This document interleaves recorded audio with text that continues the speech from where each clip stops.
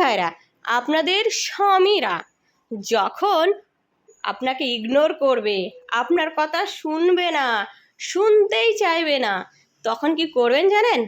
বাচ্চাগুলোকে নিয়ে স্বামীর টাকা একদম ঝেড়ে পুছে নিয়ে হানিমুনে চলে যাবেন 1 মাসের জন্য।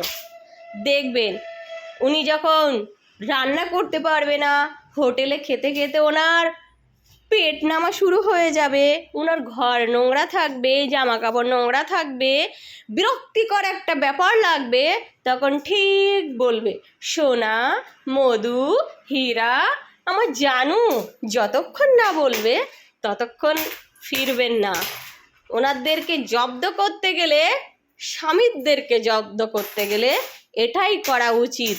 বউ একটা কথা বলতে গেলে বলে এখন শুনবো না, পরে শুনবো, পরে শুনবো বলে রাত 12টায় বাড়ি এসে নিজে খাওয়া দাওয়া করে নিজের কাজ মিটিয়ে শুয়ে পড়ে। ওনাদের জব্দ করার এই একটাই রাস্তা, একদম হানিমুনে বেরিয়ে যেতে হবে। যতক্ষণ সোনা, মধু, হীরার টুকরো না বলবে ততক্ষণ আশা চলবে না।